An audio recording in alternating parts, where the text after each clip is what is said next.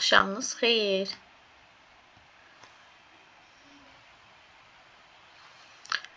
Ayşən xanım, siz bu gün dərsə qoşulacaqdınız? Mən aldırdım, indi qoşulası oldum. Hə? Mən duşu qayıb yazmışdım. Onu silib düzəldərəm. Aləmi qatdılar bir-birinə. Biraz ağır idi. Sonra düzəltdim. Hə, əla. Bitər. Əla. Mən də qaça-qaça necə yazmışam qayıbı.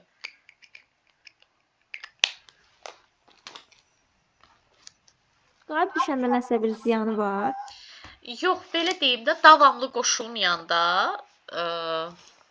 yəni də sizə ziyanı odur ki, davamlı qoşulmayanda dərslərdən geri qalırsınız.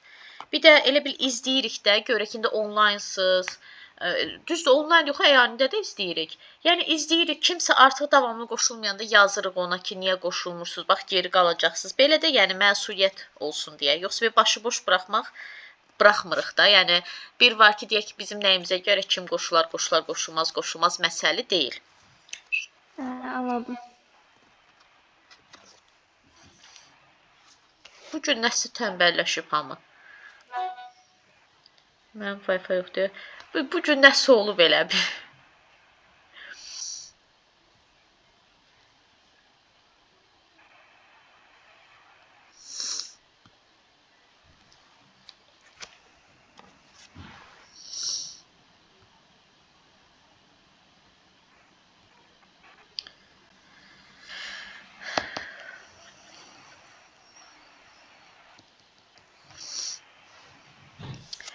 Dərsi öyrənmisiniz. Bugün test verməmişdim. Dedik ki, dərsin davamı keçərik, sonra test işləyərik. Öyrənmişik dərsi. Bəli. Səs nəsə belə zəif gəldi, bir nəfərdən gəldi. Mən öyrənmişik. Əla. Bəli, əla. Gözləyirəm ki, qoşulsunlar, sonra sual-cavab eləyək. Bugün bütün dərslərin sual-cavabını edəcəyik. Sonra yeni dərsi keçəcəm. İnşallah vaxtımız qalsa yeni dərslə bağlı burada suallar işləyəcəyik. Yəni, qalanını da evdə işləyəcəksiniz.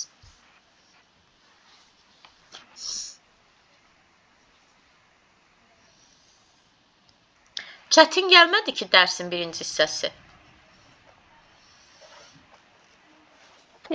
Sadəcə söz yığımı idi biraz. O Hə, başı, bəli, Əzbərləmək də biraz çətindir mənim müəlliməm. Nə çətin idi? Əzbərləmək də, yəni hələ söz yığımı belə öz sözlərini anlayırıq, amma belə çatdırmağa ya deməyə belə çətinlik çəkirəm mən də. Belə deyim də, baş hissələri o qədər də önəmli deyildi. Yəni oxuyub başa düşmüsünüzsə bəsinizdir. Bizə ən vacib lazım olan hissə o cədvəlin içidir. Səriştələr hissəsi. Sonra Salam müəlliməcəsiz. Salam, necə oldu qoşula bildiniz? Götürdüm səni. Demək istəyəndə olurmuş. Çünki bu gün vacib bir hissəni izahını verəcəyik ona görə. Deməli, nə deyirdim? Ən çox bizə lazım olan o cədvəlin içidir. Ondan sonra maddi texniki infrastruktur, yəni hansına nə daxildir, onu bilmək. Başqa orada hansı hissələr idi? Yəni, ən vacib hissələr bunlar idi. İndi sizə sualım. Şövkət xanım, deyin görüm səriştə nə deməkdir? Səriştə mənim bilik, bacarıq, vərdişin toplusudur. Ay, sağ ol. Bəli, əla. Əla. Ellada xanım, deyirəm ki, əşyalardan qeyri-adi istifadə. Bu hansı səriştədir? Təfəkkürlə bağlı səriştədir müəllimə. Bəli, təfəkkürün hansı növünə? 5 dənə növ var idi orada. Yaradıcılıq. Bəli. Kimə sual verirəmsə o cavab versin ki, qarışıqlıq olmasın. Deyirəm ki, deməli, iqtisadi layihələr, Ləman xanım, hansı səriştəyə aiddir? İqtisadi layihələr.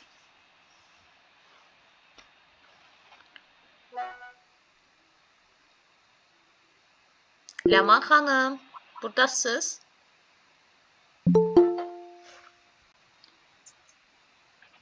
Mən Ha, deyim bəli, müəllim. burada özür istəyirəm, bir anlıq Wi-Fi-də zəif yolda Aha. səsinizi eşitmədim. İqtisadi layihələr hansıdır? E, maliyyə savadlılığı, Əla, bəli. Bəs yaxşı desəydim innovativ layihə?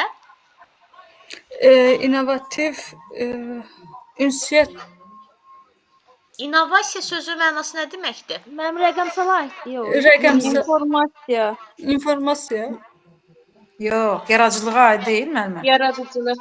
Bəli, innovasiya sözü mənası yenilik deməkdir, ortaya yeni bir şey qoymaq, yəni yeni bir layihə qoymaq. Bu olur yaradıcılıq, iqtisadi layihədə iqtisadiyyatla bağlı olduğuna görə maliyyə. Yaxşı, yəni bu ikisini çaşdırmayaq. Hə, yaxşı Mehriyə xanım. Mehriyə xanıma da sualım. Siz bizə deyin görüm. Deyirəm ki, müəllim şagirdlərə qrup işi işlədir. Burada hansı səriştə var? Hansı bacarıq var? Mehriyə xanım yazacaq. Əməkdaşlıq. Bəli, əməkdaşlıq hansı səriştəyə daxildir?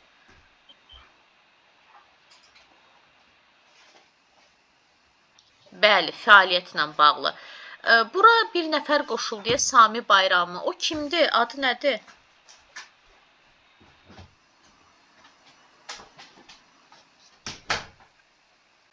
Müəllimlər, bura qoşulanda öz adınızla qoşulmayanda mən bilə bilmirəm də kimdir. Bax, Sami Bayramı kimdir qoşulub? Zəhmət olmasa adını desin.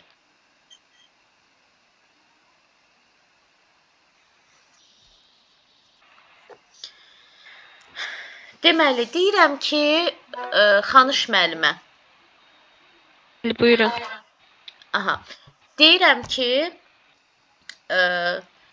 şagird bilir ki, himn oxunanda ayağa qalxmaq lazımdır.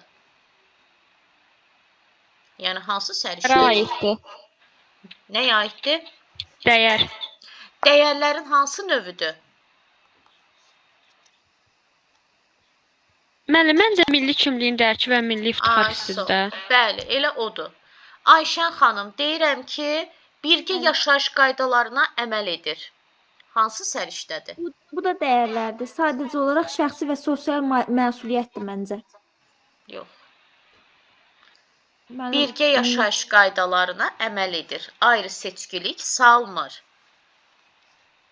Mədəni müxtəliflik. Mədəni müxtəliflik. Mədəni müxtəliflik, yəni dinindən, cinsindən, irqindən, dilindən asılı olmayaraq müxtəlif xalqların mədəniyyətinə hörmət nümayiş etdirir, ayrı seçkilik salmır, birgə yaşayış qaydalarına əməl edir. şəxsi və Tolerantlıq da sosial məsuliyyət deyəndə məsuliyyətini də dərk edir də. Yəni orada artıq cəmiyyət qarşısında məsuliyyətini dərk edir. anladım. O başqadır. Sonra deyirəm ki, kim qaldı? Elnara xanım cavab verə bilərsiniz. Deyirəm ki, bu adam öz yaşadığı ölkəsi haqqında, bölgəsi haqqında davamlı məlumat toplayır. Yəni hər zaman məlumatlıdır. Toplayır müəllim. Əməkdaşlıq deyil mənim, amma ki. Yaxşı, toplayır deməyək də deyirəm ki, bu adam həmişə xəbərlərə baxır, Azərbaycanda nələr baş verir. Aha.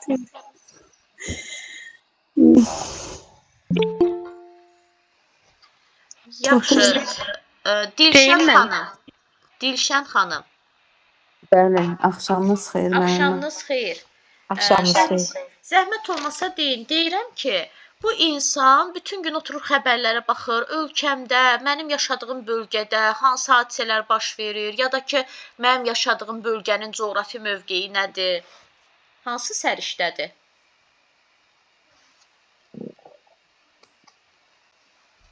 Müəllimə deyin. Real vətəndaş mövqeyi. Xahiş edirəm, yerdən deməyin, çox xahiş edirəm. Sonra fəal vətəndaş mövqeyidir, düzdür. Gövhər xanım, deyirəm ki, bu uşaq özü sərbəst şəkildə oturub dərs oxumur, elə valideyndən asılıdır, ya da mənbələri düzgün müəyyən edə bilmir. Hansı səriştədir, yəni hansı pozulub burada? Gövhər xanım. özü dərslərini rahat şəkildə edə bilmir. Aha. Həmişə valideyndən asılıdır, müəllimdən asılıdır ya da informasiya mənbələrini düzgün ayırd edə bilmir. Ünsiyyət, yox. Tənqidi təfəkkür, Yox, yox. Bahar xanım, problemlərini həll edə bilmir. Hə, problem həll etmə. Bahar xanım Bəli, müəlliməm. Mən hansıdır? dinləsəm olar bu günləri dərsi. Hə, yaxşı. Tamam. Mehriyə xanım yazdı, müstəqil öyrənmə. Bəli, bu uşağın da dedim axı başında sərbəst öyrənməsi yoxdur. Yəni müstəqil öyrənməyə bu uşaq maraq nümayiş etdirmir. Deyirəm ki, kimdən soruşmamışam, qoy görüm, hamıdan soruşaq. Lamiyə xanım. Deyirəm ki, bu uşaq fikirlərini sərbəst şəkildə ifadə edə bilir.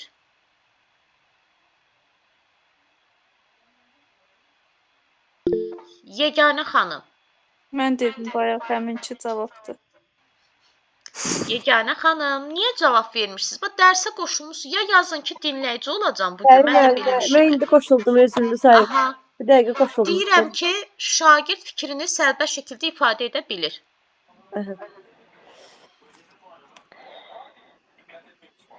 Necə sual verim? Yəni indi qoşuldum. Yəni, nədir səriştə olaraq? Hansı səriştə reallaşıb? Hansı bacarığı var bu şagirdin?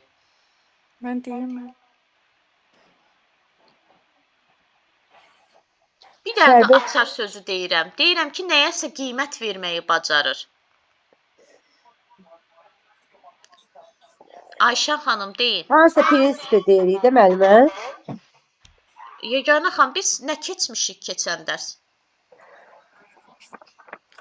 Səriştələr. Qoy görüm dərsdə olmuşsunuz siz. Hə, olmuşsunuz maşallah. Bütün dərslərə də girirsiniz. Keçən dərs nə keçmişik? Olmuşam, oxumuşam, köhnə mövzuları oxudum mən biraz. Kurikulum nədir, onları təkrarladım. Dövlət standartları, bunları təkrarlamışam biraz. Hə də, biz də dövlət standartlarını keçmişik də. Bax, səriştələrdən sual verirəm. Cədvəli neçə? Müstəqil həyatda təhsil alanlar üçün faydalı olmasının təmin edilməsi, potensialların reallaşdırılması, o isə... Hə, indi bildim. Ayşən xanım, deyin. Nə idi o? Bir sual təkrar edə bilərsiniz. Dedim ki, şagird fikrini sərbəst şəkildə ifadə edə bilir, nəyəsə münasibət bildirir. Bəli, qərar qəbul eləmədi də bu. Ünsiyyət. Bir də ünsiyyət də ola bilər. Qərar qəbul eləmək, qiymətləndirməni qərar qəbul eləməyə götürə bilərik. Problem həll etmədir. Problem həll... Müəllimə tənqidi təfəkkürdür. Bəli, tənqidi təfəkkür deyirəm, nəyəsə qiymət verir, münasibət bildirir, dəyər verir, fikrini əsaslandırır, fikrini sərbəst şəkildə bildirir. Bəli, ünsiyyətə deyirik ki, düzgün nitq etiketlərindən istifadə edir, yəni səlis və axıcı danışır. Sonra nə deyirsiniz? Qərar qəbul etmə, ümumiyyətcə qərar qəbul etmə o zaman olar ki, bir problem çıxar qarşısına, o problemi həll edərkən müəyyən qərarlar verir, öz verdiyi qərarlar asılıdır. Ünsiyyətə də aidiyyət yoxdur. Amma mən ikinci açar sözü də dedim axı. Dedim ki, qiymət verir nəyəsə. Dəyərləndirir, qiymətləndirir. Bu tənqidi təfəkkürdür. Bunları bir daha təkrarlayarsınız. Zaten bugün ikinci hissəni keçəcəyik. Yəni, bir daha təkrarlayarsınız. Şövkət xanım, deyirəm ki, internet xətləri maddi tərkibazadır, yoxsa infrastruktur? İnfrastruktur. Gövhər xanım, deyirəm ki, laboratoriya hansıdır? Maddi texniki baza. Tamam. Bahar xanım, deyirəm ki, kitabxana. Mən dinləyirdim bu gün. Hə, siz dinləyirsiniz. Maddi texniki bazadır da müəllim o da. Öyrənmək istəyirəm. Bəli, bəli. Kitabxana maddi texniki bazadır. Bəs yaxşı, deyirəm ki, yardımçı binalar. Amin müəllim, xoş gəldiniz. Deyin görək, yardımçı binalar maddi texniki bazadır, yoxsa infrastruktur? İnfrastrukturdur o müəllim. Amin müəllim dedim, mən yerdən danışmayan, xahiş edirəm. Mən infrastruktur deyə yadda qalıb. Bəli, doğrudur. Sonra Ellada xanım, deyirəm ki, Məktəbin binası. İnfrastrukturu mənim. Aha. Yeganə xanım, deyirəm ki, pedaqoji işçilər. Maddi texniki baza. Müəllimi pulla alırıq, yəni. İnfrastruktur. Bəli, infrastrukturdur müəllim. Bunu qeyd eləmişdim. Daha sonra görüm kimi daha çox sual cavab eləməmişim. Fəridə xanım. Xoş gəlmisiniz. Fəridə xanım, hazırsınız dərsə?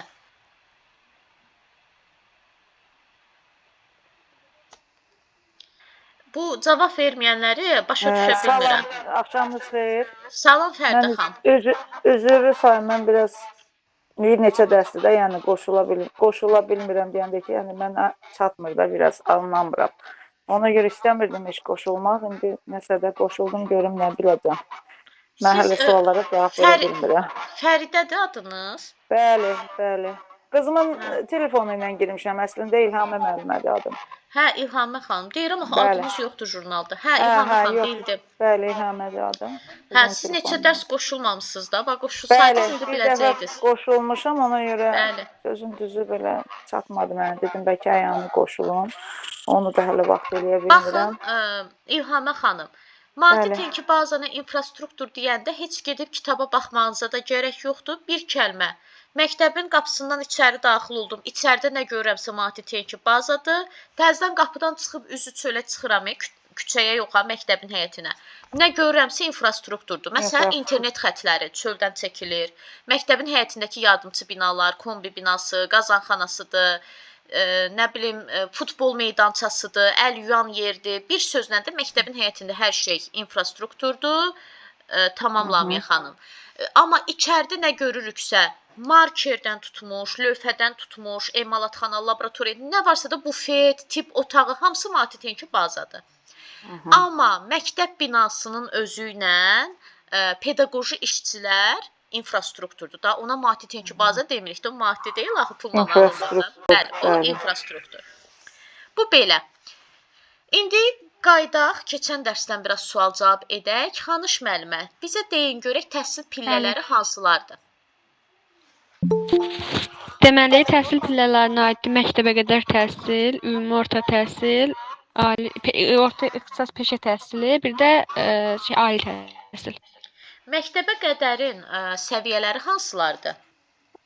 Məktəbə qədərin səviyyəsi yoxdur. Əla. Gövhər xanım, ümumi təhsilin səviyyələri? Ümumi təhsilin səviyyələri, orta təhsil, yox, ibtidai sinif. Başdan başlayaq da, ən birinci. Məktəbə qədər təhsil. Məktəbə hazırlıq mərhələsi. Hazırlıq mərhələsi, orta, ümumi, yox, ay Allah, deyə bilmirəm, ay müəllim onları. Bilirəm, nədir? Amma prosta deyə bilmirəm. Məktəbə hazırlıq 5 yaşdır. 5 yaşdan sonra uşaq hara gedir? Orta, Nədir 5 yaşdan. 1-4 təhsil nə deyirlər? İbtidai təhsil. Ondan sonra hansı səviyyə gəlir? Ümumi orta. Orta təhsil. Sonra nə gəlir? 10-11 nə olur? 10-11 oxuyan. Nə olur? Tam oxumuş olur da, tam oxumuş olur. Tam orta təhsil. Tam, bəli, orta təhsil. Bəli, mənə də çaşdı. Bəli, belə. Yəni ki, ümumi təhsil, ümumi məktəb. O şey gələndə mən məktəbdən promo kollecə keçirəm, sonra universitetə. Hə, o pillədir. Sizin dediyiniz pillələrdir. Bu amma məktəbin mən onunla onu qatıram biraz. Nəsə beynimdə onlar qarışıb. Təkrar eləyərik. Sonra Ayşə xanım, zəhmət olmasa təhsil formaları haqqında danışın. Mənim təhsil formaları 3 cür olur. Formal, informal, bir də qeyri-formal. Formal təhsil dövlət sənəd verir. Yəni biz orada əyani şəkildə gedib təhsil alırıq. Qeyri-formalda belə deyim də kurslar olur, hazırlıq mərkəzləri olur. Bunlardır. İnformalda özünüz təhsildir. Məsələn, nə mən kursa gedirəm, nə məktəbə gedirəm, sadəcə özümü təhsil. Özünü təhsil yolu biliklərə yələrsiniz. Əla. Amin müəllim. Yox, onlar deməyin. Amin müəllim, zəhmət olmasa deyin. Aha. Ümumi təhsil pilləsində hansı təhsil alma formaları var?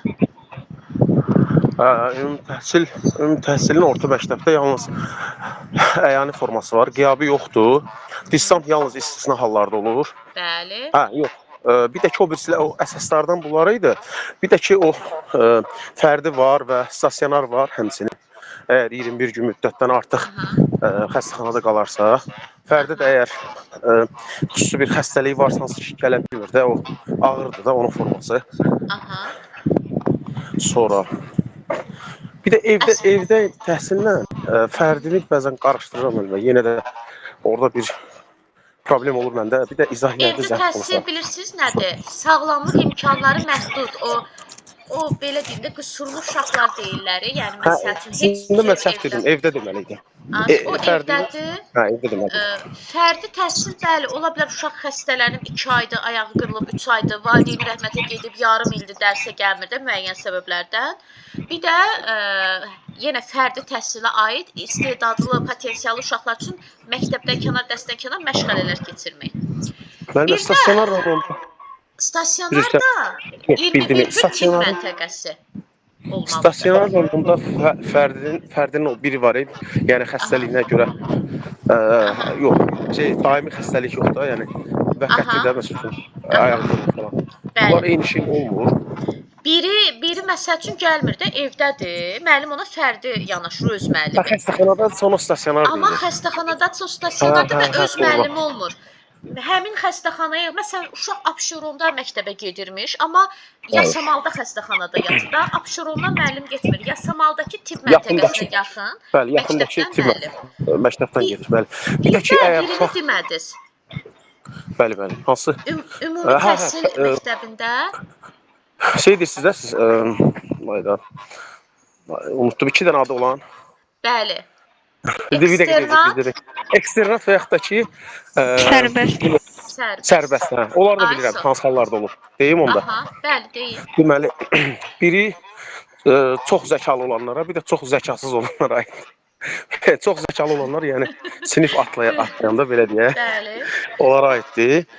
Yəni ki, bu uşaq əgər istedadı yol verirsə, əgər proqramı bilirsə, ona eksternat yoldan imtahanı verir və sinifi atlayır da belə deyək. Keçir mərhələyə. Bir də ki, əgər heç vaxt və yaxud da ki, müəyyən qədər təhsilini alıb sonra buraxıbsa, əgər təhsili yoxdursa, yəni o ümumi təhsilin ya 9 illik, yəni o ümumi orta və yaxud da ki, tam ortanı diplomunu attesatını almaq istəyirsə, o zaman imtahan verməlidir. Yəni ki, proqrama ümumi şəkildə müəyyən minimum bilikləri olmalıdır onun ki, onu imtahanı versin və sənəd ala bilsin. Bəli. Çox sağ olun. Siz sağ olun. Dilşən xanım. Bəli, mənim. Bəliniz şirin. Zəhmət olmasa mənə maddə 42-də olan o təhsil hüququnun 5 bəndini sayasınız. Hər bir vətəndaşın təhsil almaq hüququ var. Dövlət icbari, pulsuz icbari ümumi orta təhsil almaq hüququ verir. Təhsil sistemi dövlət tərəfindən nəzarət edilir. Dövlət minimum təhsil standartını müəyyən edir. Bir də maddi vəziyyətindən asılı olmayaraq hər bir şəxsin təhsil almaq üçün dövlət zəmanət verir. Düzdür. Yaxşı, sonra kimdən soruşum? Yeganə xanım. Siz mənə deyin görüm, təhsil alanın öz sinif yoldaşı ilə əməkdaşlıq etməsi hüquqdur yoxsa vəzifə?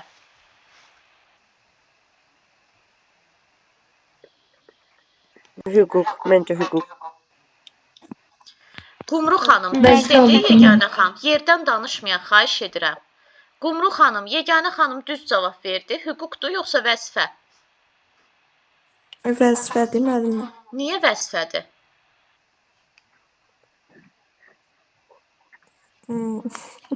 Deyim mən. Məncə hüquqdur da müəllimə, eyni. Vəzifədir. Deyim mən.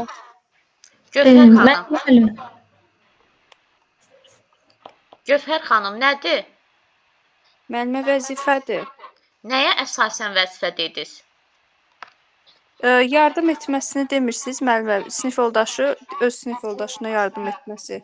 Yəni istəsə edə bilər Əməkdaşlıq də. dedim. Allahım, Gövhər xanım, siz bu gün mən beynimi yandırdınız. Yox, bir yerdə oxuması demədiniz müəllimə. Bir yerdə Vəzifə deyirsiniz, sonra deyirsiniz istəsə edə bilər. Müəllim dediniz ki, Gövhər öz sinif yoldaşı ilə əməkdaşlıq etməsi. Əməkdaşlıq etməsi nədir? Hüququdur, hüququ. Müəllim, mən deyim, vəzifədir, izah eləyin. Ayşən xanım deyin, izah eləyin. Müəllimə vəzifədir, çünki yəni o əməkdaşlıq eləməlidir də. Yəni müəllim də onlara belə deyim, başının üstündə durmalıdır ki, onlar da o hüquq vəzifələrini yerinə yetirsin. Məsələn, tutaq ki, bir şagirdlə yola getmirsə, digər də ona bax yola getməyəcək. Aləm dəyişir bir-birinə. Ona görə vəzifədir. Hüquq öz seçimi olmalıdır. Nətər mən seçə bilərəm ki, mən bu uşaqla yola gedim, şagird olaraq da indi təhsil alan kimi. Bununla yola getməyim. Yəni o belə bir şey Müəllim, olmaz. söz deyə bilərəm. Bir dəqiqə zəhmət olmasa. Nailə xanım bayaqdan əl qaldırır. Deyin görüm Nailə xanım. Müəllimə, məncə vəzifəsidir. Çünki hər bir təhsil alanın öz sinif yoldaşları ilə əməkdaşlıq etməsi, necə ki onlara hörmət etməsi onun bir vəzifəsidir.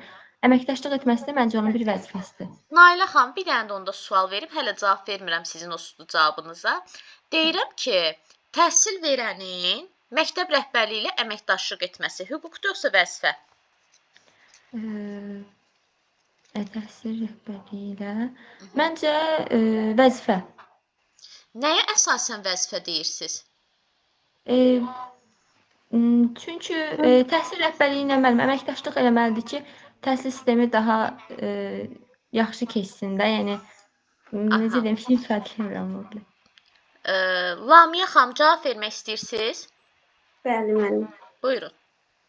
Müəllim, vəzifə siz deyirdiniz ki, iki şəxs olanda, iki insan olanda vəzifə olur. İnsanla insan vəzifədir. Bəli, bayaqdan bu cavabı gözləyirəm. Müəllimə əlavə eləyim. Bəli, buyurun. Buyurun. Müəllim, siz də demişdiniz ki, əgər vəzifə o bir şeydir ki, onun sonunda cinayət belə deyim də, iş cəza. Cəza, cinayət. Cinayət. Aha. Yəni cəza düşür. Yəni əgər müəllim öz hüququnu və vəzifəsini yerinə yetirməsə, şagird də öz vəzifəsini yerinə yetirməsə, sonu cəza ilə bitəcək. Aha. Müəllim, bir şey deyə bilərəm. Bəli, buyurun.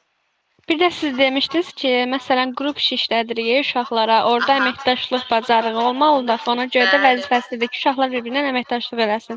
Söhbət dostluqdan və yaxud da nədənsə gedirsə, mənim hüququm istəsəm eləyərəm, istəsəm eləmərəm dostluğu. Amma əməkdaşlıq qrup işi olur, nə bilim, iki cütlərli iş olur falan, bunda olmalıdır. Bəli. İndi Qumru xanım, bir dənə də sizə sual. Deyirəm ki, valideynin təhsil müəssisəsi ilə əməkdaşlıq etməsi hüquqdur yoxsa vəzifə? Qumru xanım.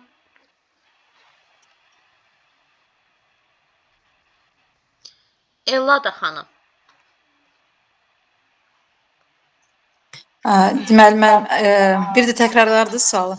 Valideynin təhsil müəssisəsi ilə əməkdaşlıq etməsi. Hüquq müəllim. Niyə hüquqdur? Çünki demişdiniz ki, müəllim, əgər insanla orada şeyləsə, deməli, o vəzifədir.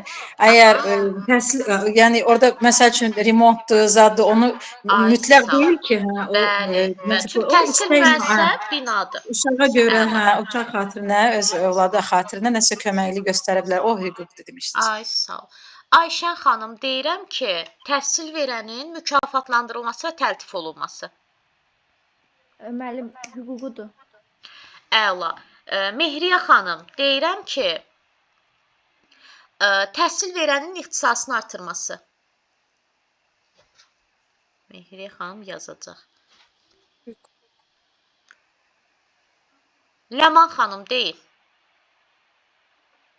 Vəzifəsidir. İxtisasını artırmaq vəzifədir. Hüququdur. Vəzifəsidir. Vəzifədir. Öz ixtisasımızı artırmaq artırmalıdır ki, daha da yaxşı təhsil versin. Bəli, davamlı özümüzü inkişaf etdirmək. Çünki davamlı nəsə yenilənir. Mən necə deyə bilərəm ki, artırmıram ixtisasımı? Düzdür, hər sertifikasiyalar ona görə gedirlər müəllimə. Ay, sağ ol, bəli. Elə yaxşı, Gövhər xanım, sertifikasiyaya getmək hüquqdur vəzifə? Vəzifə. Doğrudur. Hə. Mehriyə xanım, o yeni təhsil almaqdır. Bir dənə də sual kimə verək? Şövkət xanım. Məni qınamayın, mən bu il MİQə hazırlaşıram. Yox, qınamıram. Mən heç kimi qınamıram. Narahat olmayın. Ciddən deyirəm, hələ sizin ilk vaxtlarınızda siz çox səhvlər edə bilərsiniz, çaşa da bilərsiniz. Bu çox normal bir şeydir. Narahat olmayın, yəni. Öyrənəcəksiniz. Əsas o da öyrənmək istəyəsiniz. Şövkət xanım, deyirəm ki, təhsil verənin deməli, ixtisasını və elmi dərəcəsini yüksəltməsi. İxtisasın elmi dərəcəsinin yüksəltməsi vəzifə. Deməli, Rəna xanım. Rəna Hüseynova. Bəli. Düz dedi. Bilmirəm. Yox, hüquq. Hüquqdur. Bir dənə ixtisasını artırmaq deyirəmsə vəzifədir. Amma ixtisas və elmi dərəcəsini yüksəltmək, magistr, doktorantura oxumaqda, yəni bu hüququdur, istəsə eləyər, istəsə yüksəltməz. Bir də yeni ixtisas alması, o da hüquqdur. Aydın oldu müəllimlər? Mən onunla bayaq o birisini qarışdırdım. Bəli. Ona görə etdim. Kənarda kimsə qaldı, mən ona sual verməyim. Yəni bəlkə mənim gözümdən qaçmış olar, qalıbsa desin. Bu Sami Bayram çox gizli sual şərəsi altında qaldı, kimdir? Mənə vermədi müəllimə, sual vermədi. Kim idi? Evladı xanım. Vermişdim axı elə bil. Bir dəfə əl qaldırdım. Əl qaldırmaq olur da müəllimə deməli, başqası deyil. Bəli. Evladı xanım, deyirəm ki, təhsil verənin seçkili vəzifələrə seçməsi və seçilməsi hüquqdur vəzifə? Vəzifə. Mən deyə bilərəm. Deyil. Testdə də var idi müəllim. Ayşən xanım deyil. Müəllimə hüququdur. Niyə? Mənim çünki seçir də, orada siz demişdiniz seçmək. Açar sözümüz, seçmək. Açar sözü.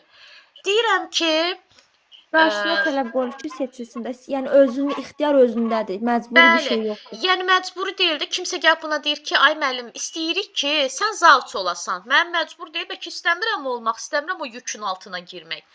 Hüququmdur yəni. Olmaya da bilərəm, seçə də bilərəm, seçilmə hüququm da var. Yaxşı, bir dənə də sual, nə deyəcəkdim? Hə, deyirəm ki, təhsil alanların təkliflər irəli sürməsi, Lada xanım. Təkliflər sürülməsi. Aha, təkliflər irəli sürür. Hüquq. Bəli. Bir də bu cümlə üçündə də var. Valideyndə də var, müəllimdə də var, şagirddə də var ki, təkliflər irəli sürmək. Üçündə də hüquqdur. Cümlə belədir ki, təhsil yəni prosesinin idarə olunması və təkliflər irəli sürmək bu hüquqdur. Yəni hər kəs öz fikrini irəli sürə bilər də, deyə bilər, təklif eləyə bilər. Belə. İndi müəllimlər, test verməmişdim, amma qrupa forumda göndərmişdim. Orada vəziyyət necədir?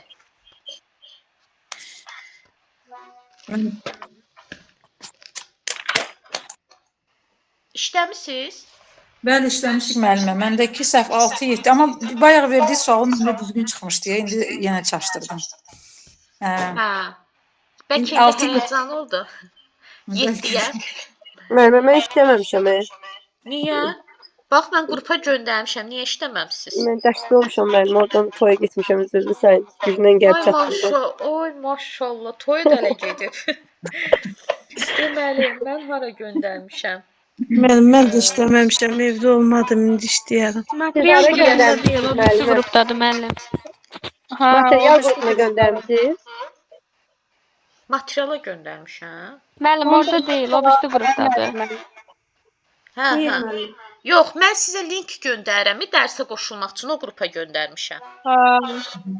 O qrupdadır. 10 dənə sual veribsiz. Aha, neçəni dediniz, səhv yazmısınız?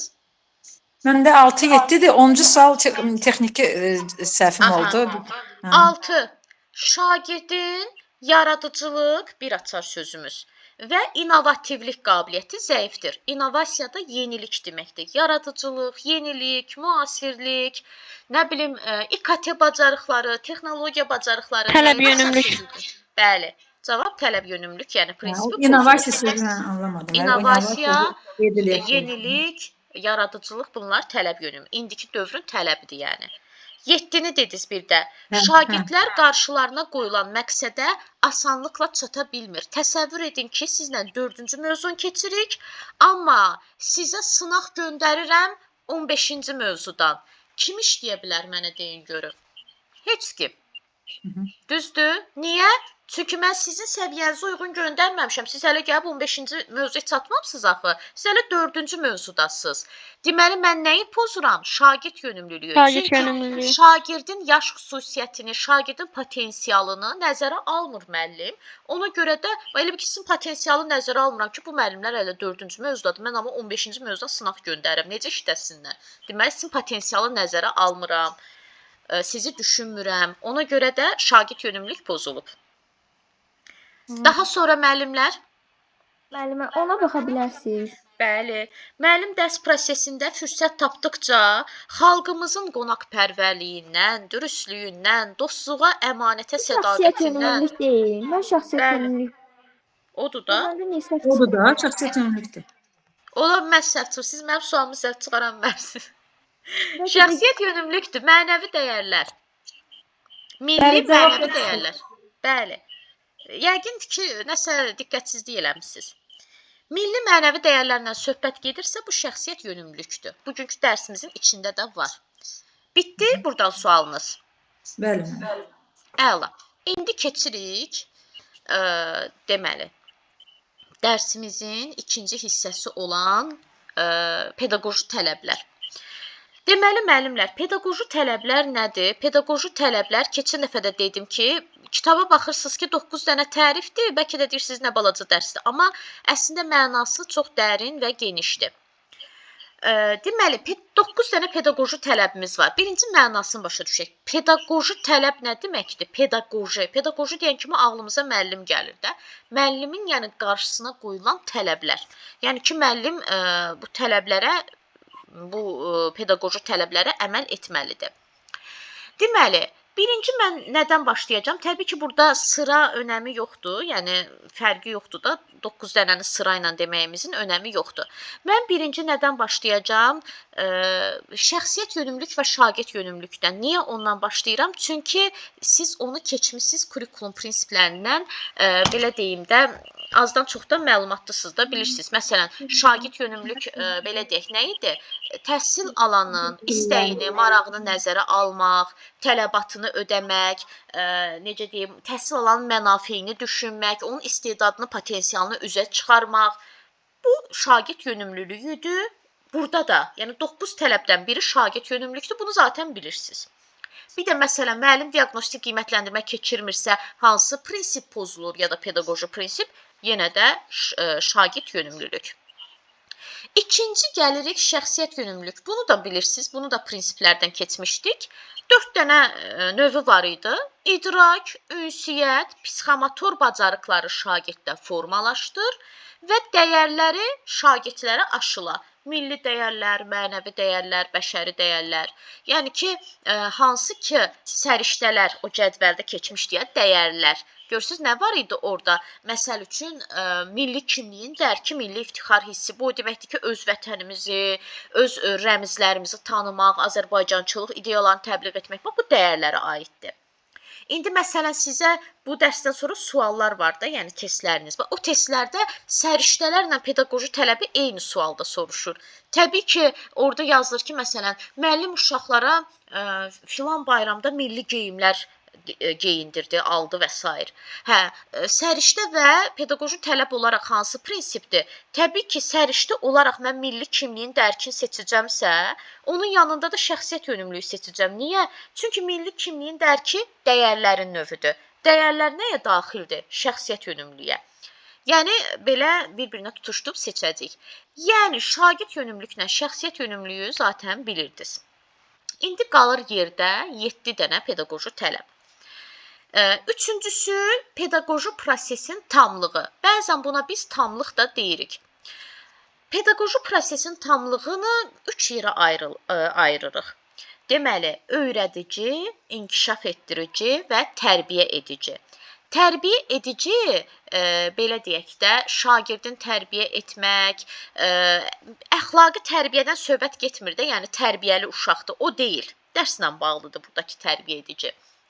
Deməli, deyirəm ki, pedaqoji prosesin tamlığı 3 növü var. Öyrədici, inkişaf etdirici, tərbiyə edici. Məsələn, deyirəm ki, bu günlərim həyat bilgisi dərsidir ya da ki, riyaziyyat dərsidir. Müəllim uşaqlara pulla bağlı dərs keçir. Gətirir əyani şəkildə uşağa göstərir, nə bilim 1 manat, 5 manat. Baxın, uşaqlar, bu Azərbaycan manatıdır, öyrədir də.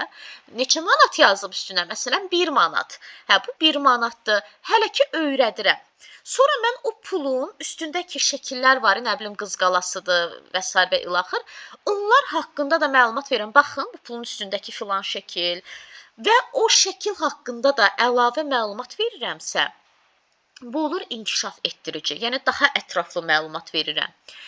Üçüncüsü tərbiyə edici. İndi mən bu pulun bizim real həyatımızda əhəmiyyəti və mahiyyəti nədir? Bunu da şagirdə danışıramsa, bu da olur tərbiyə edici. Məsələn, pul olması həyatımızda nə olur? Pulun həyatımızdakı mahiyyəti nədir? Əhəmiyyəti nədir? Həyatımızda elə hər şey pullandır və s. və ilaxır. Əgər müəllim bu üçündən ikisini edib birini etmirsə, tamlıq pozulur. Bir növ belə düşünün. Yeməyi qəşəng bişirmisiniz, içinə hər şeyin qatmısınız, süfrəyə gətirirsiniz ki, duz yaddan çıxıb. Deməli, yemək tam deyil. Çünki nə olsun ki, hər şey qatmısınız, yeməyin bir damcı dadı yox olmayandan sonra. Duz qatılmadısa, elə bir yeməyin dadı yoxdur. Amma nə olsun ki, onun üçün o qədər şeylər qatmısınız. Bildiniz, yəni dərs də belədir. İkisini edib, birini etmirəmsə, o dərs tam keçilməyib. İndi belə deyim, məsəl üçün dərsim su ilə bağlıdır. İndi nə bilim təbiətdir ya həyat bilgisi dərsi, suyun dövranı, belə bir dərs keçirəm. Əvvəlcə su haqqında uşaqlara məlumat verirəm. Yəni su nədir? Su haqqında danışırıq. Sonra daha geniş məlumat verib suyun dövranı necə gedir, indi ixtisas müəllimlər daha yaxşı bilir o haqqda. Sonra suyun həyatımızdakı əhəmiyyəti və mahiyyətindən danışıramsa, bu artıq olub tərbiyə edici hissəsi. Məsələn, uşaqla bax dişinizi fırçalayanda ya da ki uşaqla bilirsiniz də indiki zəmanə suyun qıtlıq dövrüdür. Baxın ona aid reklamlar da çəkilir. İsraf etmək olmaz. Dişinizi fırçalayanda suyu bağlayın. Əlinizi yuyanda suyu belə açıb şarhaşar getməsin də azca açın əlinizi yuyun. Yəni bax həyatımızdakı su həyatdır, su olmasa belə olar. Yəni suyun bizim həyatımızdakı əhəmiyyətini və mahiyyətini deyirik. İndi sizə bir dənə misal deyəcəm. Mən uşaq idim, həndəsə keçirdik və çox acığım gəlirdi həndəsədən. Hərdən deyirəm ki, ağlım o vaxtdan kurikulum ağlı kimi işləyib. O vaxtı deyirdim ki, öz-özümə. Mən də bitirmişəm də məktəbə bir 17-18 il olar. Öz-özümə düşünürdüm ki, necə də mənasız dərsdir. Yəni, o vaxtki ağlıma görə ya, əslində səndə mən nə qədər mənalı dərs imiş, mənalı fənn imiş. Amma mən nə düşünürdüm? Necə də mənasız dərsdir. Bu 3 bucağın, 4 bucağın, nə bilim, düz bucaqlının mənim həyatımda nə kimi rolu olacaq ki, mən boş-boş oturub bu qaydaları, bunu çəkirəm, bunu öyrənirəm. Bu cür düşünürdüm. Yəni, bu bilirsiniz nə deməkdir? İndiki sistemdə, yəni hər dərs, müəllim hansı dərsi keçirsə keçsin, mütləq uşağa o keçdiyi mövzunun onun həyatında nə kimi qarşısına çıxacaq, harda həyatında rastına çıxacaq. Ümumiyyətlə, bu uşaq bu mövzunu niyə keçir, onun nəyinə lazımdır deməliyik. Yəni, uşaq bilsin ki, mən bu dərsi niyə öyrənirəm? Mahiyyəti nədir ki, bunu mənim həyatımda? Yoxsa mənasız bir şeydir, mən buna vaxt itkisi edirəm. Baxın, mənası o deməkdir ki, uşaqlara keçdiyimiz dərsin həyatımızdakı rolunu da deməliyik ki, biz bunu niyə öyrənirik? Bizə harda lazım olacaq, niyə lazım olacaq və s. Bu olur pedaqoji prosesin tamlığı. Dediyim kimi 3 cürdür. Öyrədici, inkişaf etdirici, tərbiyə edici. Öyrədici əvvəlcə ilkin anlayış öyrədirik, daha ətraflı məlumat verib inkişaf etdiririk və həyatımızdakı əhəmiyyət və mahiyyət haqqında danışırıqsa, bu da olur tərbiyə edici hissəsi. 3 dənəsini keçdik. İndi gəlirəm 4-cü, bərabər imkanların yaradılması. Bərabər imkanların yaradılmasını bu məhkəmələrdə olur. Bir qadın gözü bağlı və əlində tərəzi. tərəzinin qolları bərabər. Bu o deməkdir ki, yəni ədalətlilik, ədalətdən danışır. Öz görürsüz, niyə gözü bağlıdır? Onu hüquqşünaslar daha yaxşı bilir də. Gözü ona görə bağlıdır ki, yəni ayrı seçkilik salmır da, gözü yumulu ədaləti seçir. Bərabər imkanlar. İndi düşünün ki, bu tərəzinin qollarından biri belə olarsa nə olur? Bərabər imkanlar pozulur. Görürsüz, bərabər deyil. Bərabər imkanlar pozuldu. Bu dərs prosesində necə olur? Məsəl üçün deyirəm ki, müəllim daha çox qarşıda oturan uşaqlarla məşğul olur, arxadakılarla məşğul olmur. Nə pozuldu? Bərabər imkanlar. Müəllim daha çox belə deyim də, yaxşı oxuyanlarla məşğul olur, pis oxuyanlarla yox. Bərabər imkanlar pozuldu. Deyir ki, əşi onsuz da onlar oxumur da, boş vaxtımı onları niyə itirim? Bəzi müəllimlər var idi bizim dövrümüzdə, qayıdıb divar donsuz da. Vurursan özümə qayıdır. Belə deyən müəllimlər də var idi. Yəni qəbullanmışdı ki, bu uşaq oxumur. Demir, bu marağına uyğun nəsə eləyim ki, axır bu uşaq oxusun. Nəysə, ya da ki, təsəvvür edin, idman dərsidir. Müəllim açır qapını, deyir ki, qızlar siz sinifdə oturun. Oğlanlar siz məndən gəlin idman zalına. Nə pozuldu? Yəni onun da haqqıdır da, idman dərsidir. O da getsin idman dərsinə. Bərabər imkanlar pozuldu. Ya da belə deyim, müəllim şagirdin valideyni ilə dalaşıb, yəni aralarında konflikt var. Gəlir, uşağa qarşı qərəzli yanaşır. Bərabər imkanlar pozuldu. Müəllim eşidib ki, bunun şagirdi başqa müəllimin yanına hazırlığa gedir. Ona görə də bu uşağın qiyməti heç cür beşə qalxmır. Nə pozuldu? Bərabər imkanlar pozuldu. Bir sözlə, yəni harda ayrı seçkilik, qərəzlilik gördünüzsə, bilin ki, orada bərabər imkanlar pozulub. Bu da oldu bərabər imkanların yaradılması. İndi bəzən müəllimlər bərabər imkanlarla, indi inklüzivi izah verəcəm, inklüzivi qarışdırır. İndi bunu necə seçəcəyik? O birinci inklüzivi deyim sonra. İnklüzivlik nədir? Hətta 2024-cü il kitabına inklüzivlik dərsi geniş şəkildə əlavə olunub. İndi o ikinci bölmədə də ona da çatanda keçəcəyik. İnklüzivlik nə deməkdir? Sağlamlıq imkanları məhdud olan şagirdlərin gəlib sağlam uşaqlarla eyni sinifdə, eyni təlim mühitində təhsil alması. Biz burada nə edirik? Ədalətlilik prinsipi yaradırıq ki, o sağlamlıq imkanları məhdud olan uşaqların nə günahı var ki, biz onlara elə deyirik, siz evdə qalın, müəllimi göndərərik evə, loru dilindən. Ona görə onları da təhsilə cəlb edir ki, qoy onlar da gəl parta arxasına otursun. İndi burada bir sual çıxar ki, ay müəllim, bəs bayaqlam sual verirdiniz, evdə təhsili o nə idi? O da var. O niyə var? Çünki bəzi uşaqların həkimin rəyi ilə gəlir. O sağlamlıq imkanları məhdud olan uşaqlar inklüziv təhsilə həkimin rəyi ilə gəlir. Əgər həkim deyirsə ki, bu gələ bilər də məktəbə, bəli, onlar gəlir. Amma elələri var, diaqnozu ağırdır, ağır diaqnozudur. Onlar heç cür evdən çıxa bilməz. Yəni, evdən çıxmaq qabiliyyəti yoxdur deyə, bəli, artıq onlara evdə təhsil verilir. Nəysə, yəni demək istədiyim budur ki, görürsünüz, sağlamlıq imkanları məhdud olan uşaqları da təhsilə cəlb elədik. Niyə cəlb elədik? Ədalətlilik prinsipi yaratmaq. Ədalətlilik prinsipi nədir? Bərabər imkanlar yaratmaq, ayrı seçkilik salmamaq. Görürsünüz, bir-birinə çox oxşuyur. Bir də inklüzivin açar sözləri nədir? Bir, fiziki, əqli cəhətdən bu kimi sözlər görsəz, yəni problemi olan, sağlamlıq imkanları məhdud olan, bu kimi sözləri görsəz açar sözünüzdür. Sonra paraolimpiya sözünü harda görsəz inklüzivi seçirsiniz. Paraolimpiya nədir? Bir var olimpiyada oyunları, insanlar nə güləşdir, karatedir, boksdur, yəni olimpiyada oyunlarına qatılırlar da. Buna deyirik olimpiyada. Paraolimpiyada yenə də insanlar olimpiyada oyunlarına qatılır, amma biz niyə buna paraolimpiyada deyirik? Çünki bura qatılanlar sağlamlıq imkanları məhdud olan insanların yarışmalarıdır. Onlara da özlərinə uyğun olimpiyadalar olur. Əlil arabasında da amma olimpiyadaya qatılır. Ayaqları işləmir, əlil arabasında da amma paraşütlə atılanma yarışlarına qatılır. Buna artıq paraolimpiya oyunları deyilir. Yəni paraolimpiya sözünü harda görsəz biləcəksiniz ki, bu sağlamlıq imkanları məhdud insanlara aiddir. Bu da nəyə daxildir? İnklüzivə. Yəni fiziki cəhətdən, əqli cəhətdən sağlamlıq imkanları məhdud olan uşaqlar paraolimpiya sözlərini harda görsəz inklüzivi seçirsiniz. İndi bir dənə də burada məqam var. Deyir ki, intellektual. İntellektual sözü elə bir açım da, bir mötərizədə yazım ki, aktiv və pasiv uşaqlar. Amma necə aktiv, pasiv? Qavrama qabiliyyəti aktiv və pasiv uşaqlar. İndi bizim də bəlkə aramızda elə insanlar var ki, biraz qavrama qabiliyyətimiz zəifdir. Bu o demək deyil ha, biz savadsızıq. Sadəcə qavrama qabiliyyət nə deməkdir? Elə insanlar var ki, məsələn, müəllim sual verir, şagird heç müəllim sualı bitirmədən şagird cavab verir. O qədər sürətli düşünür ki, bir qoymur müəllim bitirsin sualı. Artıq onun cavabını deyir. Amma elə şagird var ki, o hələ sualı tam eşitməlidir, onu beynində oturtmalıdır, təhlil eləməlidir, sonra ona cavab verməlidir. Bəli, düzgün də cavab verəcək. Amma o hələ sualı beynində oturtmalıdır. Bəzən diqqəti yayınıq insanlar var, qavrama qabiliyyəti zəif olan insanlar var. Bax, buna deyirik intellektual cəhətdən aktiv və passiv. Yəni, qavrama qabiliyyəti aktiv olanlar suala həmin dəqiqə cavab verənlərdir. Qavrama qabiliyyəti zəif olanlar hələ bu sualı cavabını düşünənə qədər artıq o birisi cavab verir. 1 dəfə, 3 dəfə, 5 dəfə, hər dəfə aktivlər cavab verir.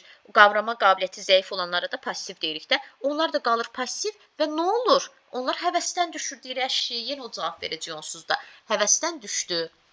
Bu zamanda indi nəzəriyyələrdə keçəcək. Həm uşaqlar qapalı düşüncəyə düşür, özünə inamı, yəni itir. Deyir, onsuz da mən cavab verə bilmirəm və heç sual-cavabda iştirak eləmək istəmir.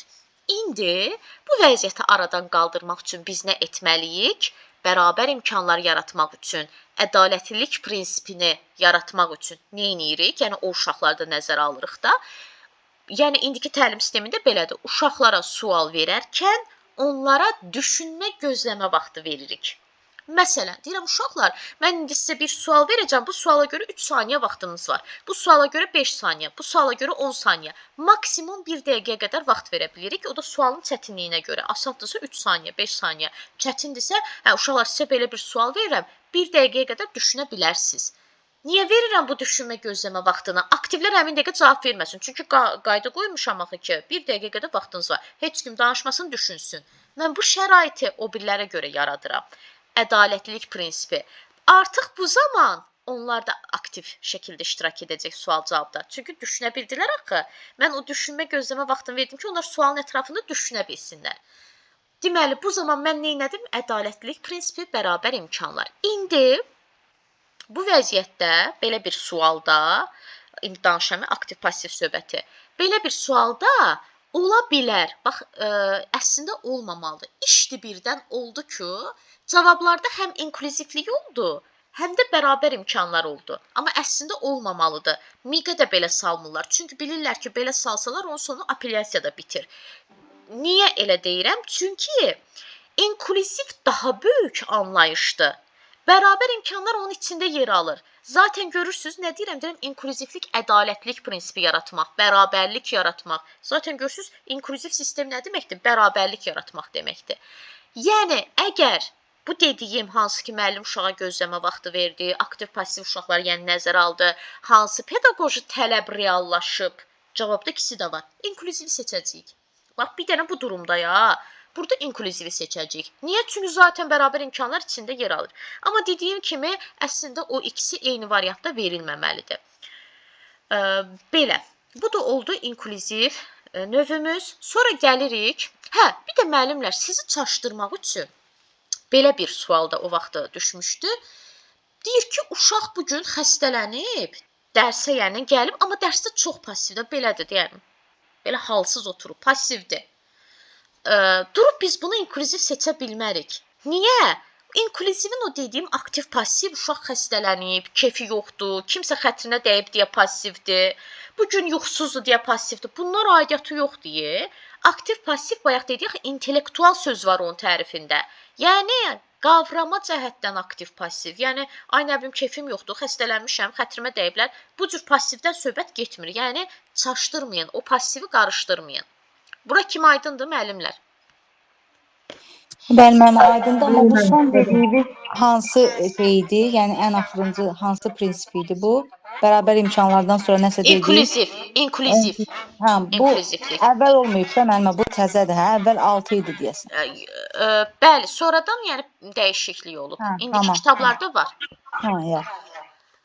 Sonra, deməli, sonra gələk hansı məqamlar qarışdırılır? Fəaliyyətin stimullaşdırılması var, bir də inkişaf yönümlülük var. Bir-bir izah edəcəm. Bəli, Xanış müəllim, artıq keçilir. Artıq məktəblərdə, bəzi hətta Bakıda bir çox məktəblər inklüziv sistemə uyğundur. İndi onun öz Bəli, mövzusunu bizdə daha də geniş elədir müəllim. keçəcəm. Hə, nə gözəl. Saray İttifaqlı məktəbdir. Aha, əla. İndi onu öz dərsində daha geniş məlumat verəcəm. İndi gəlirik fəaliyyətin stimullaşdırılması, inkişaf yönümlülük. Bəzi müəllimlər bu ikisi olanda cavablarda seçim eləməyə çaşırlar. Niyə çaşırlar? Belə deyim, bu pedaqoji tələblər, yəni ikisi bir-birinə çox oxşuyur. İnkişaf yönümlülük, belə deyim də, nədir? Şagirdlərin təhsil nailiyyətlərinin təhlilindən alınan nəticələr əsasında onların inkişaf perspektivlərini ehtiva edən kompleks tədbirlərin həyata keçirilməsidir. İndi açıram tərifi ki, bu nə deməkdir? Müəllim summativ keçirdib. Bilirik də, summativ qiymətləndirmə rəsmi qiymətləndirmədir. Müəllim summativ keçirib və sonra neynir o summativləri yığır, nə bilim, dərsdən sonra ya da evində gedir onu yoxlayır. Sabahsın gün gəlir, uşaqlara deyir ki, hə, gətirin, gündəlikləri yazılmalıdır, axı, bal, qiymət yazılmalıdır. Hə, gətirin yazın. 50 bal, 60 bal, nə bilim, yanında da tutam 50 bal, yanında qiyməti 3, 4, 5, nə isə də yazdı. Sonra da vərəqləri də yığmalıdır, uşaqların papkaları olur, portfoliolar. Hər uşağın öz papkasına yığır. Amma təhlil eləmir. Uşaq bilmədi ki, bu 3-ü niyə alıb? Hansı sualı görəsən səhv eləmişdim ki, mən 3 almışam? Hansı sualı səhv eləmişəm ki, mən 4 almışam? Bilmədi. Niyə? Çünki müəllim təhlil eləmədi ki, ay uşaqlar, bunları səhv eləmişsiniz. Bunu eləmirsə, deməli, uşaq gələn dəfə yenə qarşısına bu sual çıxanda səhv edəcək. Əslində, müəllim nə eləməlidir? Gəldi, summativləri yoxladı. Sabahsı gün bir də o vərəqləri paylasın ki, uşaqlar, baxın bir də səhvlərinizə. Baxdılar, ən çox səhvlər hansı mövzuda olub? Bir də o mövzunun izah eləyin. Bir də, bax, uşaqlar, niyə burada belə səhv eləmişsiniz? Bax, bu belə yox, belə olmalıdır. Bunu edirəm ki, yəni təhlilini aparıram, müzakirəsini edirik ki, gələn dəfə yenə o sual çıxanda, o tip sual çıxanda uşaq onu səhv eləməsin. Yəni, təhlilini, müzakirəsini aparırıqsa, inkişaf yönümlülükdür. Bir də, olmasın summativ olsun, bugündən mən dərs keçmişəm, getmişəm evə. Səhər gəlirəm, həmin dərsin sual-cavabını edirəm. Görürəm ki,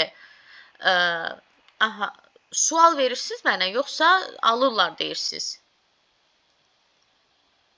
Xeyr, müəllimə, o siz dediyiniz indiki elektron jurnallara keçən məktəblərdə müəllim ora rəy yazmalıdır.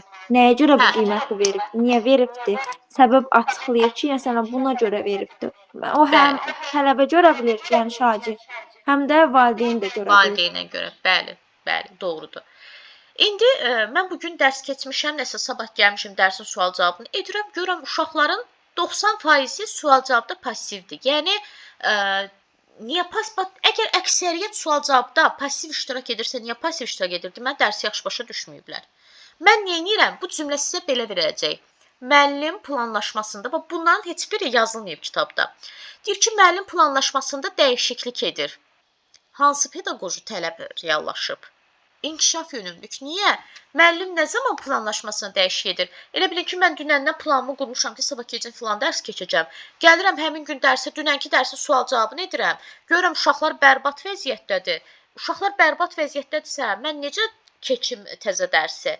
Planlaşmamda dəyişiklik edirəm, dünənki dərsin üstündə qalıram. Təzə dərsi bugün keçmirəm.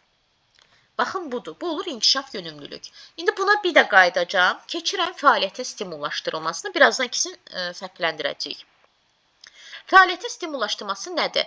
Birinci mənasına baxaq. Fəaliyyət, yəni işin stimullaşdırılması. Stimul da o deməkdir ki, həvəsləndirilməsi. Yəni işin həvəsləndirilməsi.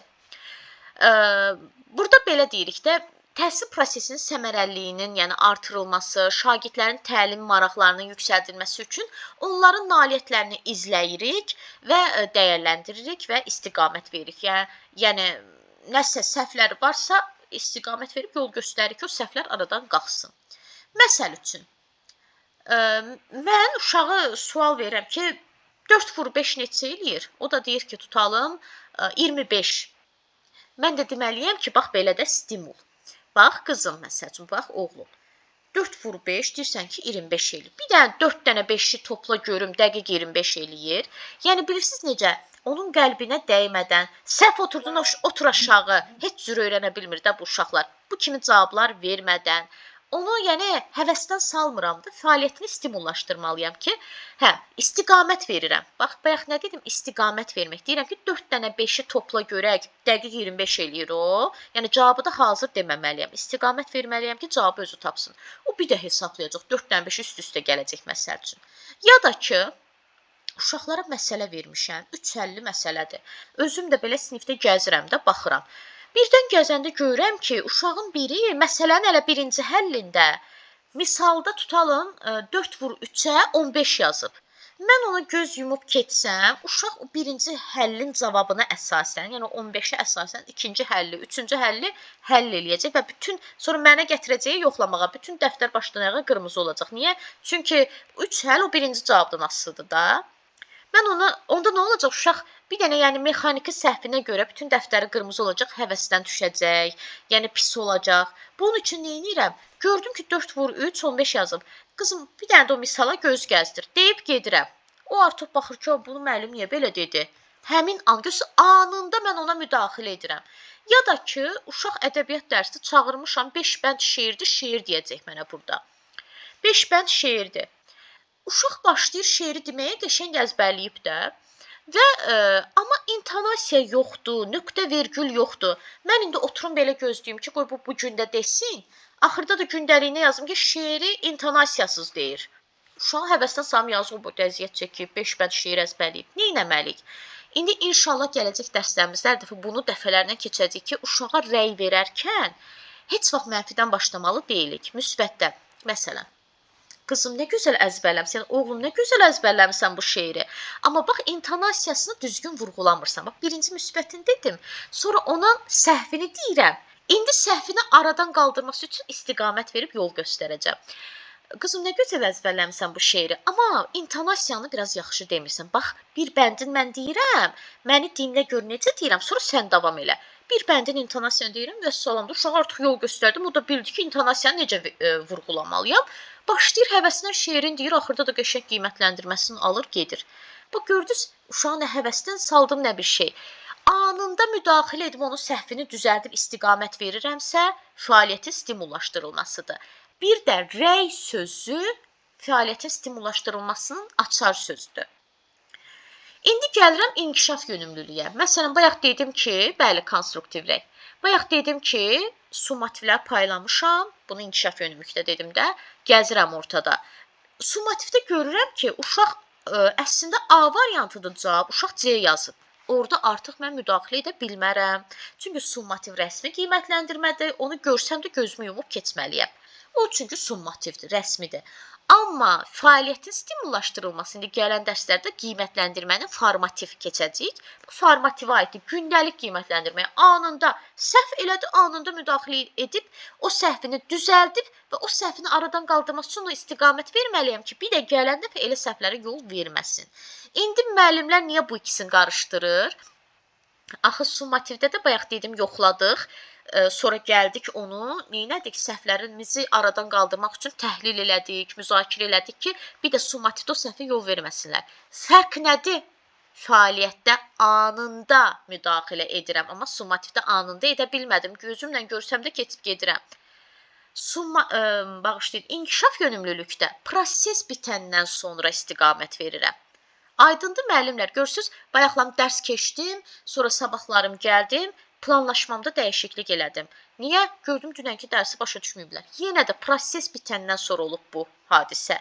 Anında deyil. Amma bayaqki şeir dedi, anında müdaxilə elədim. Misal yazdı, anında müdaxilə elədim. Yəni, anında rəy verirəmsə, bu fəaliyyətdir. Proses bitəndən sonra edirəmsə, bu inkişaf yönümlülükdür. İndi gəlirik dəstəkləyici mühit. Dəstəkləyici mühit nədir? 3 hissədən ibarətdir. Birincisi, maddi tenkibazı infrastruktur. Hətta hüquq vəzifələrdə də demişdik ki, təhsil alanın hüququdur ki, maddi tenkibazı ilə təmin olunsun, məktəbin maddi tenkibazı infrastrukturundan istifadə etsin. Yəni, məktəbin lövhəsidir, məktəbin kompüteridir, laboratoriyasıdır, futbol meydançasıdır, şagirdin hüququdur ki, bunlardan istifadə etsin. Zaten şagird üçündür də bunlar. İndi dəstəkləyici mühitin birinci növü budur. Maddi tenkibazı infrastruktur. Ya da belə deyə bilərik. Qurğu, avadanlıq, yəni bu kimi şeylər. Müəllim uşağı bununla təmin edirsə, dəstəkləyici mühiti yaradıb. Məsələn, informatika dərsidir. Müəllim uşaqları kompüter otağına aparıb. Hansı pedaqoji tələb reallaşıb, dəstəkləyici mühiti. Niyə? Çünki avadanlıqla təmin edib də, laboratoriya otağına aparıb. Təmin edib də uşağı maddi baza ilə və avadanlıqla. Bu olur dəstəkləyici mühit. İkincisi, şagirdin təhlükəsizliyinin təmin edilməsi. Hüquq vəzifələrdə də keçmişdik ki, təhsil verənin vəzifəsidir ki, şagirdin təhlükəsizliyini təmin etsin. Təhsil alanın da hüququdur ki, təhlükəsizliyi təmin olunsun. Hətta demişdim ki, olunmaq feili hüququn açar sözüdür.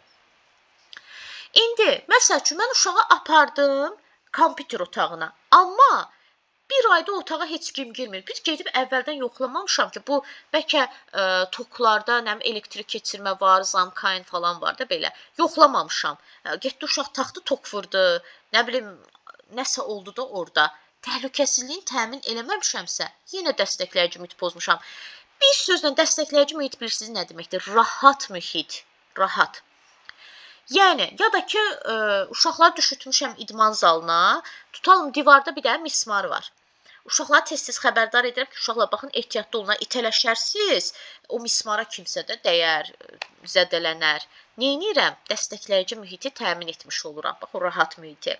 Bu oldu ikinci. İndi üçüncüsü, sağlam psixoloji mühit ən əsası.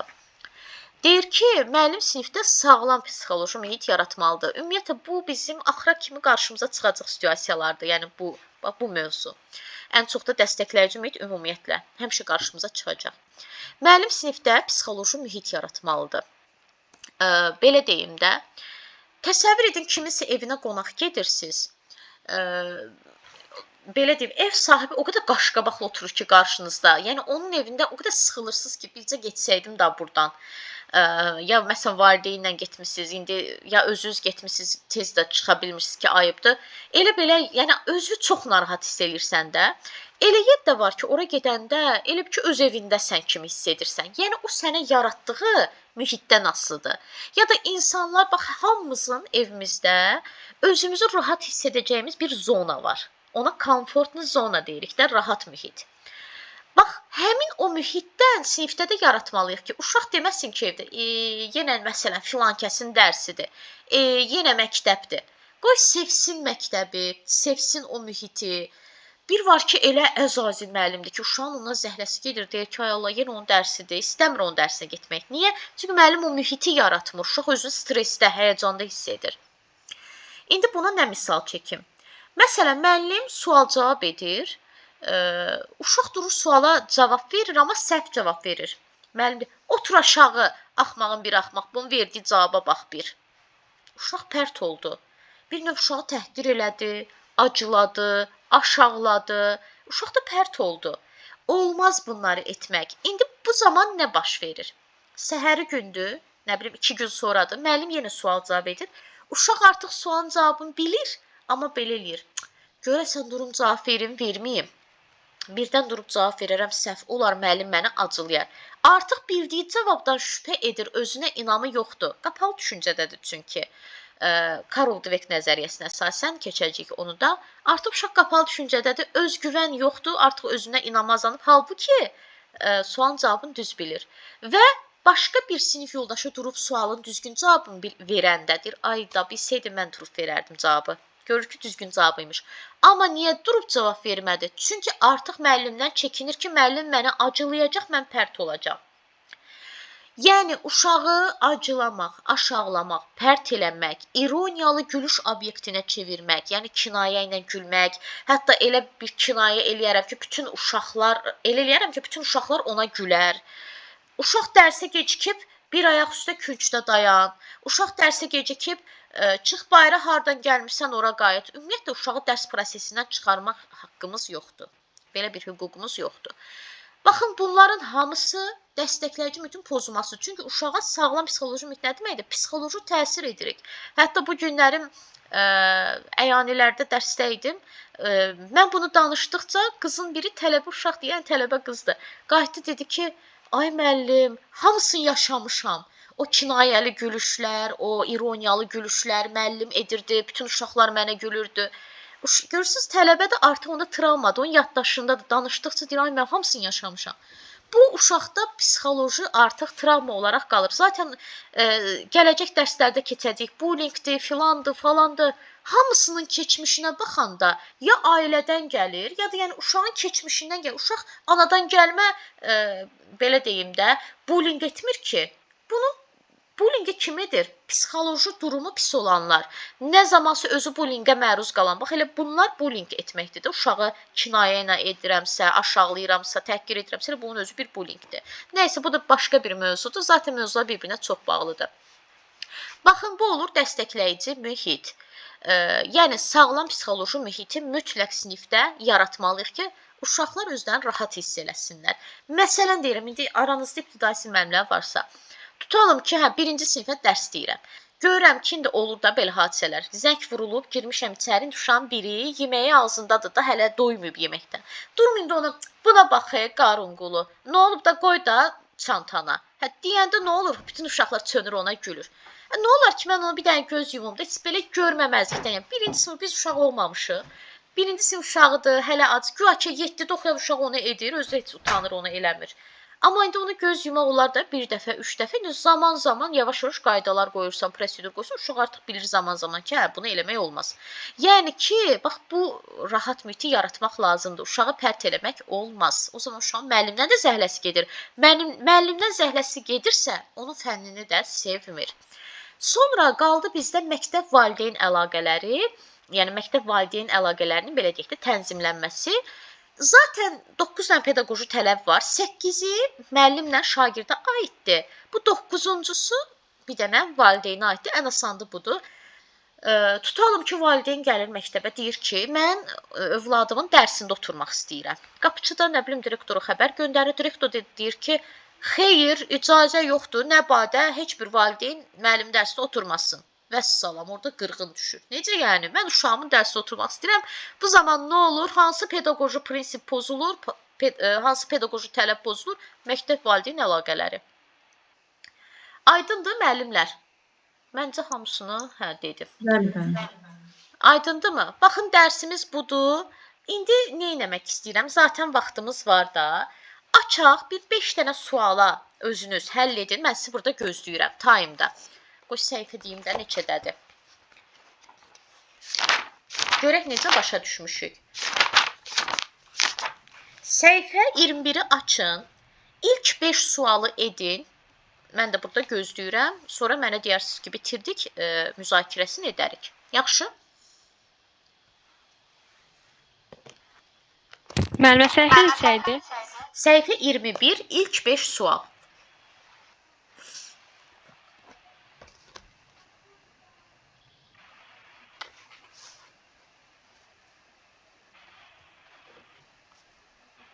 Müəllimə, mən kitab almamışam hələ.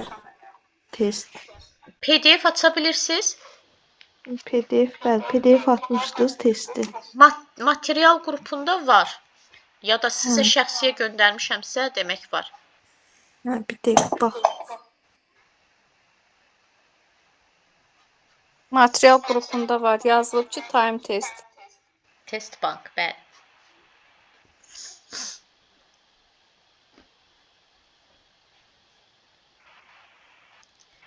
...25 dəqiqə işlənmiş, hamı bitirsin. Yox, müəllimə, material qrupuna bugün atıblar məni. Onlar düşməyib mənim. Qoy indi göndər. Attım sizin üçün qrupa. Baxın, oradan yazın. Necə operativ tələbələr var burada. Çox sağ olun.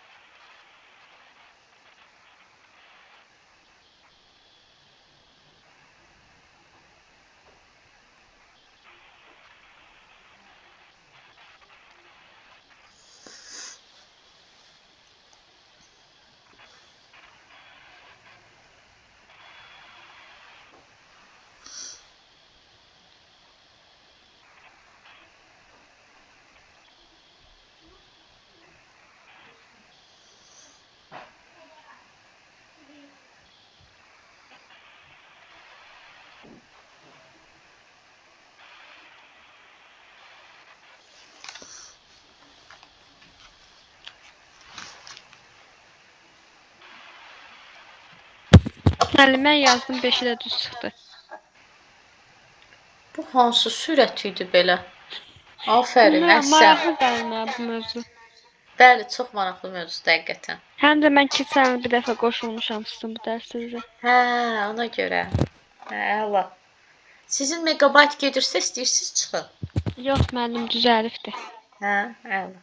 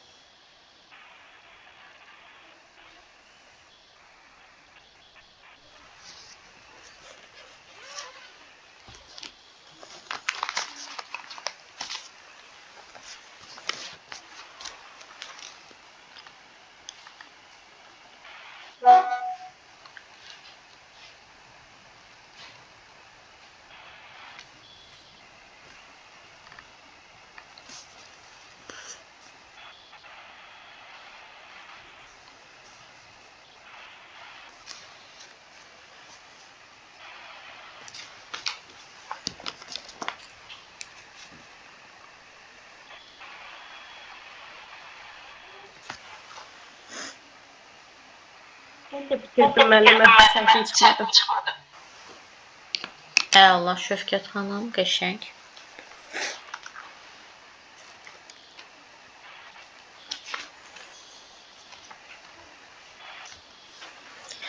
Bir də kitabı olanlar, yəqin ki, kitabın üstündə işləmirsiniz də. Çünki biz təkrara da qaydacağıq.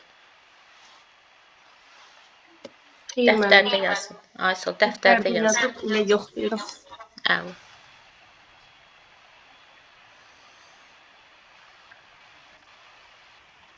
Müəllimə. Bəli. Mövzunun adı nə idi?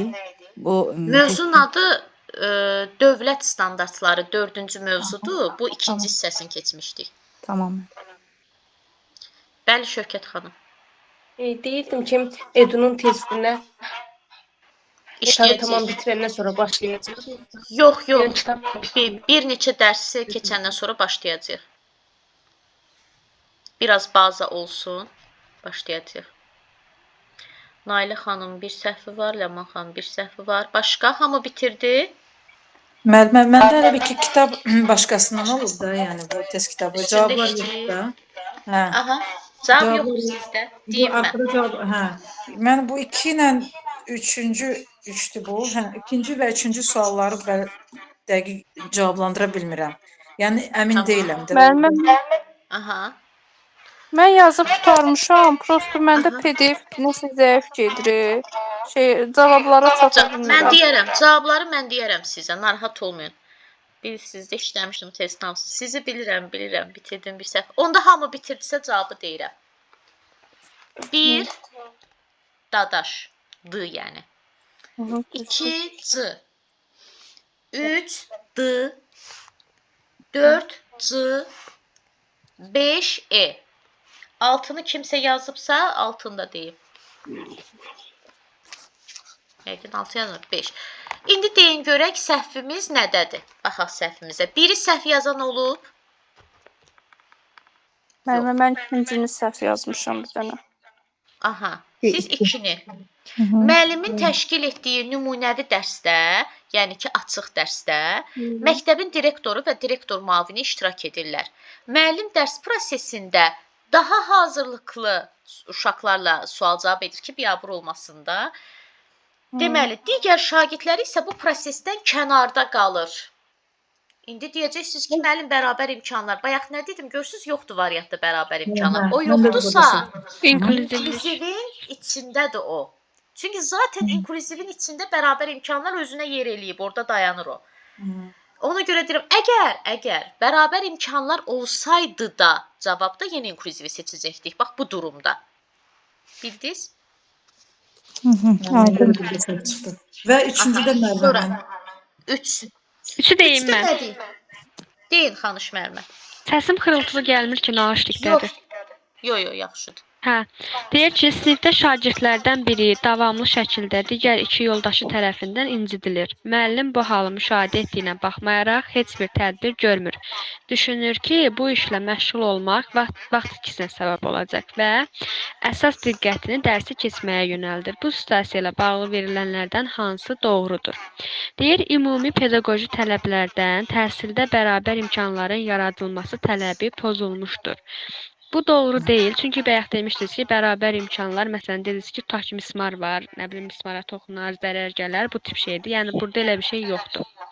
Sonra, müəllim təhsil alanı müstəqil həyata və əmək fəaliyyətinə hazırlamaq vəzifəsini yerinə yetirmir. Burada əmək haqqında, nə bilim, bu müstəqil həyata hazırlamaq haqqında bir şey yoxdur.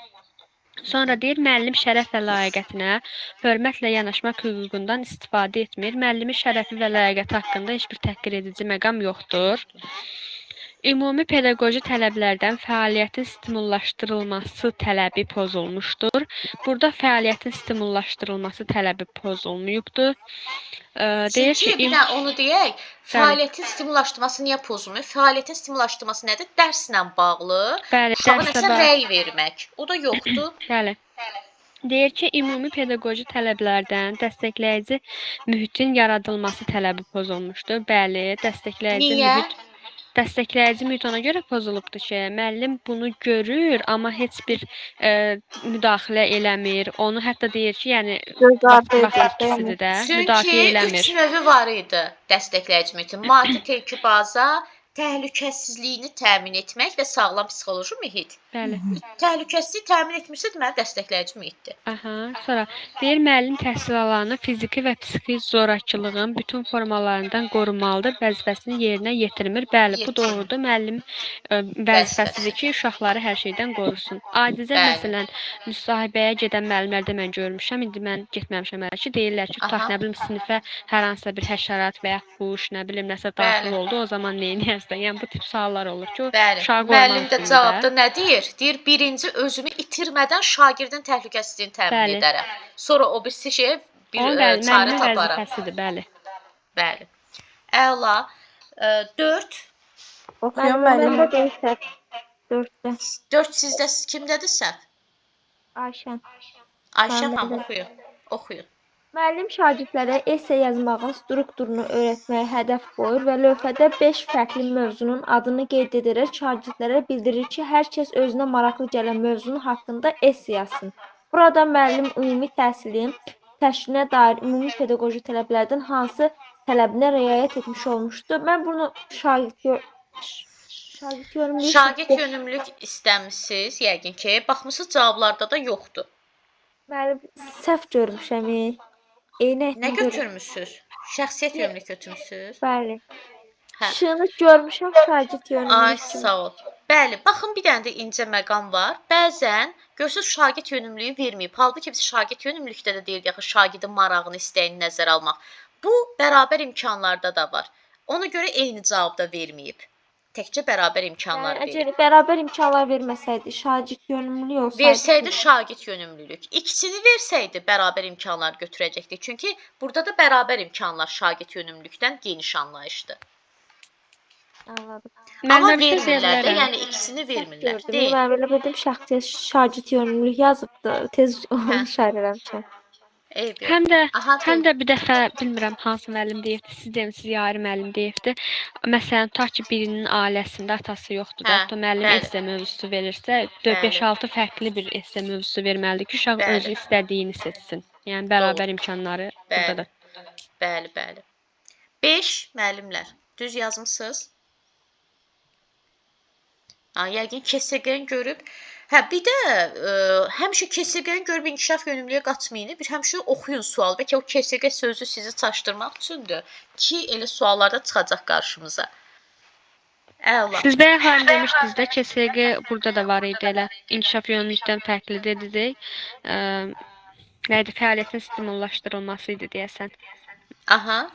Onda dediniz də bayaqlarım ki, məsələn ola bilər ki, test işləməz. İşləyər daha doğrusu, sonra müəllim gəlir islah edir falan. Bəli. O cürdürsə inkişaf yönümlülükdür. Bəli. Aha, müəllimlər, mövzu aydındır. Qaranlıq məqamlar varsa verin suallarınızı. Əla, nə yaxşı, çox gözəl. İndi ekran kaydını da göndərəcəm. Bir də qulaq asarsınız, indi ola bilər də qarışıqlıq olsun. PDF-i də göndərəcəm. Amma video izaha baxın. Niyə? Çünki gördünüzdə kitabda ancaq tərif yazıb və bəzi məqamlar var ki, çox kitabda da qeyd olunmayıb. Ona görə kitabda görəcəksiniz də mənim dediyim hansı məqamlar var, onu da qeyd dəftərində özünüz üçün yaza bilərsiniz. Yaxşı? Dediyim kimi bu mövzu bütün situasiyalarda axıra kimi qarşımıza çıxacaq. Ona görə qəşəng öyrənək. Əla. Oldu müəllimlər. Sözünüz yoxdursa sağ ollaşaq. Oldu müəllimə, gecəniz xeyrə qalsın. Sağ olun, çox sağ olun. O qəşəng smayliklərə görə də çox sağ olun. Sağ olun. Gecəniz xeyrə qalsın. Sağ olun. Bir də plusları göndərin qrupa.